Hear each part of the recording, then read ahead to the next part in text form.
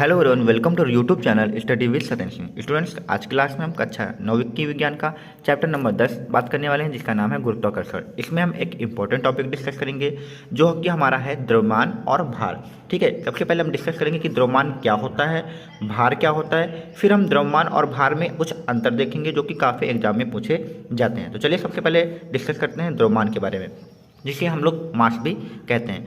तो द्रव्यमान कुछ नहीं है, आपको पहले मैं समझा देता हूँ द्रव्यमान क्या है। जैसे हमारे पास मान लेते हैं कोई भी एक वस्तु है, जैसे कोई भी वस्तु, एक ईंट ले लेते हैं ईंट, तो ईंट के अंदर जितना भी पदार्थ भरा हुआ है, पदार्थ की जितनी भी मात्रा, यानी जितने भी उसके अंदर छोटे छोटे कण भरे हुए हैं, उन सभी को मिलाकर उनकी जितनी भी मात्रा है उसे हम क्या कहेंगे, द्रव्यमान कहेंगे। जैसे कोई भी, जैसे हम पेन मान लेते हैं, ये भी पेन एक पदार्थ है और पदार्थ के अंदर भी इसको छोटे छोटे कण होंगे, इन छोटे छोटे कणों की जितनी भी मात्रा है वो आपका द्रव्यमान कहलाती है। ठीक है, तो यहाँ पे यही परिभाषा लिखी है कि किसी वस्तु का द्रव्यमान उस वस्तु में उपस्थित पदार्थ की मात्रा को व्यक्त करें, जितना भी उसके अंदर पदार्थ है, जितने भी उसके अंदर कण है, वो सब की जो मात्रा होगी वही आपका क्या होगा, द्रव्यमान होगा। या किसी पदार्थ का मूलभूत गुण, यानी कोई भी पदार्थ होगा उसका गुण यही है कि उसके अंदर कुछ ना कुछ क्या होगा, द्रव्यमान होगा। ठीक है, फिर लिखा है किसी वस्तु का जो द्रव्यमान है वो सदैव स्थिर रहता है। यानी अगर आपका ये पेन 5 kg का है या 1 kg का है, तो ये कहीं भी आप ले जाइए, इसका द्रव्यमान जो रहेगा वो पदार्थ के जो जितने भी कण हैं वो हमेशा उतने ही रहेंगे। अब ये तो है नहीं कि कहीं पर इसको हम विदेश में ले जाएंगे या इंग्लैंड ले जाएंगे, कहीं पर ले जाएंगे तो इसमें कण कम हो जाएंगे, तो इसमें जितने भी कण हैं वो उतने ही रहेंगे। तो किसी वस्तु का जो द्रव्यमान है सदैव स्थिर रहेगा, यानी इसकी वैल्यू कभी बदलने वाली नहीं है। तो ध्यान रखना, काफ़ी इंपॉर्टेंट पॉइंट्स है कि द्रव्यमान जो कि आपका है वो कभी भी नहीं बदलेगा, चाहे आप उसको कहीं भी ले जाइए, कभी भी नहीं। जैसे आप 50 kg के हैं तो आपका जो पदार्थ का जो मात्रा, जो आपकी मात्रा है वो 50 kg की ही रहेगी, चाहे आप जहाँ पर भी जाइए आपका द्रव्यमान नहीं बदलेगा। और इसका जो एसआई मात्रक है वो किलोग्राम है, और जिसका मात्रक किलोग्राम एसआई मात्रक होता है वो राशि जो हमारी होती है अधिक राशि होती है। तो द्रव्यमान जो हमारा है अधिक राशि है और इसका एसआई मात्रक क्या है, किलोग्राम। तो द्रव्यमान के बारे में आपको इतना याद रखना है कि किसी भी पदार्थ के अंदर जितनी भी उसकी मात्रा है पदार्थ की, वही आपका क्या होगा, द्रव्यमान, और ये कभी भी आपका बदलेगा नहीं, ये भी आपको रखना है। फिर हम बात करते हैं भार की। तो भार को समझने से पहले मैं आपको यहाँ पे थोड़ी सी डिटेल देना चाहता हूँ, इसको आप समझ लीजिए, फिर आपको भार समझ में अच्छा आएगा। अगर आपको बल तथा गति का नियम का चैप्टर मैंने आपको पढ़ाया था, उसमें एक चीज़ बताई थी, अगर कोई भी m द्रव्यमान की वस्तु है और उस पर त्वरण अगर a लग रहा है, तब उस पर जो बल की मात्रा आएगी वो F बराबर m इंटू ए आएगी। ये आप लोगों को पता होगा, अगर m द्रव्यमान की वस्तु पर त्वरण a लगा रहे हैं तो बल कितना आता है, F बराबर m इंटू ए है। यदि यही त्वरण a जो है उसके स्थान पर g यानी गुरुत्वीय त्वरण हो जाए, यानी इस वस्तु m पर जो द्रव्यमान जो हमने त्वरण लगाया वो a, तब जो बल आया वो F था। अगर इसी वस्तु पर त्वरण a के स्थान पर अगर हम ये वाला त्वरण लगा दें g, यानी जी हमारा कौन सा है, पृथ्वी का, किसका त्वरण है, पृथ्वी का, अगर गुरुत्वीय त्वरण लगा दें तो पृथ्वी अगर किसी वस्तु पर गुरुत्वीय त्वरण g से अगर कोई चीज़ लगाती है तो जो हमारा बल होता है वो अब बल नहीं कहा जाता है, उसे हम क्या कहते हैं, भार कहते हैं। तो जैसे W, जैसे F बराबर m इंटू ए है, तो यहाँ पर बल को हम क्या करेंगे, F की जगह पे W से लिखेंगे, m हमारा m ही रहेगा और a जो है वो अब a हमारा चेंज होकर क्या हो जाएगा, g हो जाएगा।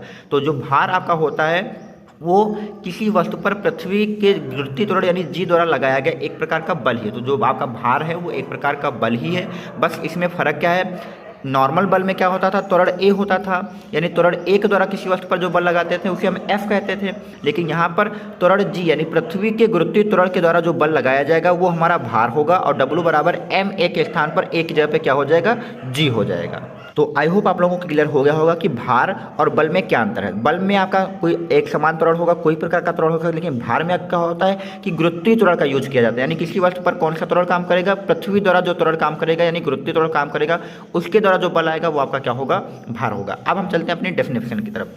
तो यहाँ पे यह लिखा है किसी वस्तु पर पृथ्वी द्वारा लगाया गया आकर्षण, यानी जो भी बल लग रहा है वो पृथ्वी द्वारा लगाया जाएगा, तो पृथ्वी द्वारा लगाया गया आकर्षण बल जो होगा वही क्या होगा, आपका भार कहलाता है। और भार क्या है, एक सदिश राशि क्योंकि इसमें हमें पता है कि जो भी बल लगेगा वो एक दिशा में लगेगा, यानी पृथ्वी की तरफ ही बल लगेगा, यानी पृथ्वी जो होगी हर वस्तु को अपनी ओर आकर्षित करती है, तो उसकी दिशा फिक्स है कि पृथ्वी जो बल लगाएगी वो अपनी ओर ही लगाएगी, तो इसमें एक दिशा फिक्स है, और जिसमें दिशा फिक्स होती है वो आपकी सदिश राशि होती है। और इस प्रकार से जो आपका भार का फॉर्मूला आ जाएगा वो W बराबर m a के स्थान पर mg हो जाएगा, जहाँ पे W आपका क्या है, वस्तु का भार है, एम जो है आपका द्रव्यमान है, जी क्या है गुरुत्वीय त्वरण है, और इसका मात्रक क्या होगा, क्योंकि जो डब्ल्यू आपका भार है वो आपका एक प्रकार का बल ही है, तो इसका मात्रक आप न्यूटन भी कह सकते हैं या फिर एम से किलोग्राम भार भी कह सकते हैं। ठीक है, तो ध्यान रखना है भार का मात्रक न्यूटन भी हो सकता है क्योंकि एक प्रकार का बल ही लग रहा है, और दूसरा क्या हो सकता है, किलोग्राम भार भी इसका मात्रक हो सकता है। तो ये हमारा यहाँ पे द्रव्यमान और भार, इनकी डेफिनेशन मैंने आपको क्लियर कर दी है। अब हम बात करेंगे द्रव्यमान और भार में अंतर के बारे में। तो फ्रेंड्स यहाँ पे चलिए डिस्कस करते हैं द्रव्यमान और भार में अंतर के बारे में बात करते हैं। तो सबसे पहला अंतर इनके में क्या हो जाएगा कि इनकी परिभाषा जो होगी, उनका ये जो हमारा जो होगा वो पहला अंतर हो जाएगा। तो किसी वस्तु में पदार्थ की जो मात्रा होती है उसे हम द्रव्यमान कहते हैं, तो ये आपकी परिभाषा में से आपका पहला अंतर हो जाएगा। इधर ही क्या लिखा है, किसी वस्तु का भार उस बल के बराबर होता है जिससे पृथ्वी उस वस्तु को आकर्षित करती है। तो ये जो आपका पहला अंतर दिया हुआ, मैंने आपको समझाया हुआ है कि ये दोनों डेफिनेशन दी हुई हैं और डेफिनेशन में इनका अंतर दिया हुआ है। दूसरा अंतर क्या है कि जो आपका द्रव्यमान होता है इसका मात्रक किलोग्राम है, जो कि मैंने आपको बताया हुआ है। इसका मात्रक मैंने आपको बताया कि न्यूटन या किलोग्राम भार होगा। तीसरी बात कि इसका जो मान होगा वो प्रत्येक स्थान पर सेम रहेगा, कभी भी बदलने वाला चीज़ जो हमारी है वो द्रव्यमान जो होगा कभी भी नहीं चेंज होगा, लेकिन भार जो होगा वो चेंज होता है। क्यों चेंज होता है, क्योंकि भार W बराबर क्या होता है, M इंटू जी होता है। M आपका क्या है, द्रव्यमान है, ये आपका कभी बदलेगा नहीं, लेकिन G जो है ये आपका बदल जाता है। G का मान अपनी पृथ्वी के लिए बात करें तो ध्रुवों पर G का मान कुछ और होता है और भूमध्य रेखा पर कुछ और होता है। अगर हम चंद्रमा पर जाएंगे तो G का मान कुछ और होगा। तो G का मान बदलने से क्या होता है, भार बदल जाता है। तो ध्यान रखना है, भार जो आपका होगा वो बदलता है। क्यों बदलता है, क्योंकि द्रव्यमान तो कभी नहीं बदलेगा, लेकिन जी का मान होता है, अगर आपकी स्थान बदलता है तो जी का मान भी बदलता है। तो जी का मान बदलेगा तो आपका भार भी बदलेगा। तो यहाँ पे यही लिखा हुआ है कि भार जो mg है वो जी यानी गुरुत्वीय त्वरण के परिवर्तन के कारण भिन्न भिन्न होता है। जैसे जैसे आपका जी बदलेगा यानी गुरुत्वीय त्वरण बदलेगा, वैसे वैसे आपका यहाँ पे क्या होगा, भार भी बदलेगा। और हमने बताया था द्रव्यमान जो होता है इसकी दिशा नहीं होती है, तो ये आपकी अदिश राशि है, लेकिन भार जो होता है वो पृथ्वी की तरफ ही लगता है, या जिसकी भी हम बात करेंगे तो उसकी तरफ लगता है, तो ये आपकी सदिश राशि है। इसमें अगला बात करेंगे, द्रव्यमान को भौतिक तुला से तोला जा सकता है, यानी इसको हम क्या कर सकते हैं, कोई भी भौतिक राशि से हम तोल सकते हैं, जैसे तराजू है और भी बहुत सारे पैमाने होते हैं उनसे हम इसको तोल सकते हैं। लेकिन भार को क्या होगा, कमानीदार तुला से तोला जाता है। तो ये आपको एक पॉइंट याद रखना है अच्छे से। अगला यहाँ पे बात करें, किसी वस्तु का द्रव्यमान कभी भी शून्य नहीं हो सकता, यानी द्रव्यमान जो होगा वो कभी शून्य होगा, यानी उसका कुछ ना कुछ, तो अगर आप कोई पदार्थ आपके पास है, आपके पास कोई भी पदार्थ है, उसके अंदर कुछ ना कुछ मात्रा तो जरूर होगी, तो कुछ ना कुछ मात्रा होगी तो कुछ ना कुछ उसका द्रव्यमान अवश्य होगा। तो द्रव्यमान कभी भी शून्य नहीं होता है। अगली बात, वस्तु का भार शून्य हो सकता है। कब शून्य होगा, क्योंकि हमने W बराबर सूत्र पढ़ा हुआ है M इंटू जी। अगर G गुरुत्वीय त्वरण का मान अगर 0 होगा तो यहाँ पे हम 0 रखेंगे, तो 0 का गुणा M से होगा तो 0 ही आएगा, यानी W भी हमारा क्या आएगा, 0 होगा। तो वस्तु का भार शून्य हो सकता है। कब शून्य होगा, अगर गुरुत्वीय त्वरण का मान 0 हो। तो आपको पता है कि पृथ्वी के केंद्र पर गुरुत्वीय त्वरण 0 होता है, तो अगर हम पृथ्वी के केंद्र पर किसी वस्तु का भार निकालने जाएंगे तो वहाँ पर G का मान 0 रखना पड़ेगा, तो वस्तु का भी भार क्या आएगा, 0 आएगा। तो ये आपके कुछ इंपॉर्टेंट अंतर दोनों में होंगे, डिफरेंस हो गए द्रव्यमान और भार में। आई होप आप लोगों को क्लियर हुए होंगे। अब हम अगला हेडिंग पढ़ने वाले हैं कि चंद्रमा पर किसी वस्तु का भार पृथ्वी की तुलना में कितना होता है, उसको भी देख लेते हैं, क्योंकि उससे काफ़ी सारे इंपॉर्टेंट न्यूमेरिकल बनते हैं, तो उसको चलिए हम डिस्कस करते हैं। तो फ्रेंड्स यहाँ पे हम अगली डिस्कस करने वाली हेडिंग, चंद्रमा पर किसी वस्तु का भार। तो ये हेडिंग हमने क्यों डिस्कस करना है, क्योंकि हमें पता है कि चंद्रमा का गुरुत्वीय त्वरण कुछ और होता है और पृथ्वी का गुरुत्वीय त्वरण क्या है, कुछ और होता है। तो जब भी हमने कहा था गुरुत्वीय त्वरण अगर चेंज होगा तो वस्तु का भार चेंज होगा। तो चंद्रमा का गुरुत्वीय त्वरण अलग है, पृथ्वी का गुरुत्वीय त्वरण अलग है, तो जाहिर सी बात है दो वस्तुओं के गुरुत्वीय त्वरण अलग हैं तो उनके भार भी अलग होंगे। यानी एक व्यक्ति अगर 50 किलोग्राम का है तो अगर वो चंद्रमा के गुरुत्वीय त्वरण में जाएगा तो उसका भार कुछ और आएगा, लेकिन वही व्यक्ति अगर पृथ्वी पर गुरुत्वीय त्वरण में रहेगा तो उसका भार कुछ और होगा। तो वही हम देखेंगे, एक वस्तु होगी यानी एक व्यक्ति ही मान लेते हैं, उसका चंद्रमा पर भार कितना होता है और पृथ्वी पर भार कितना होता है, दोनों की हम यहाँ पे तुलना करने वाले हैं। ठीक है, तो यहाँ पे हम सबसे पहले मान लेते हैं जिस भी वस्तु का हम पृथ्वी और चंद्रमा पर भार चेक करने वाले हैं उसको हम मान लेते हैं कि एक वस्तु है हमारे पास जिसका द्रव्यमान कितना दिया हुआ है, m। जैसे हमारा कोई व्यक्ति भी हो सकता है तो इसका द्रव्यमान m दिया हुआ है। अब अगली लाइन, पृथ्वी इस वस्तु पर तथा चंद्रमा द्वारा लगाए गए, पृथ्वी इस वस्तु पर भी कुछ लगाएगी और चंद्रमा द्वारा लगाए गए जो गुरुत्वीय त्वरण है वो GE है। थोड़ी सी यहाँ पे हिंदी गलत है, आप ध्यान रखिएगा कि पृथ्वी और चंद्रमा इस वस्तु पर अपना अपना गुरुत्वीय त्वरण लगाएंगी। तो पृथ्वी जो गुरुत्वीय त्वरण लगाएगी वो GE मान लिया है और चंद्रमा जो गुरुत्वीय त्वरण लगाएगी वो GM मान लिया। और आपको बता दें GE और GM के मान पता हो चुके हैं हमें, हमने नेक्स्ट क्लास में यानी पिछली क्लासों में निकाला हुआ है। तो जब जरूरत पड़ेगी तो पृथ्वी का गुरुत्वीय त्वरण का मान हम 9.8 मीटर पर सेकंड स्क्वायर रखेंगे और चंद्रमा का जो गुरुत्वीय त्वरण है वो 1.6 मीटर प्रति सेकंड स्क्वायर रखेंगे, ये हमें यहाँ पे पता है। ठीक है, फिर हम मान लेते हैं कि चंद्रमा पर जो भार होगा उस वस्तु का वो WM मान लिया है, और पृथ्वी पर उस वस्तु का जो भार होगा वो WE होगा। तो न्यूटन के दूसरे नियम से आपको पता है कि F बराबर ma होता है, लेकिन हम जब भार की बात करेंगे, गुरुत्वीय त्वरण की बात करेंगे, तो वो भार जो हमारा जो बल होता है F वो W में चेंज हो जाता है। तो WM बराबर क्या होगा, M इंटू जी होगा। तो M इंटू जी चंद्रमा पर निकालें तो G का मान चंद्रमा पर क्या हमने लिया, GM लिया, तो यहाँ पे हम GM लिख लेंगे।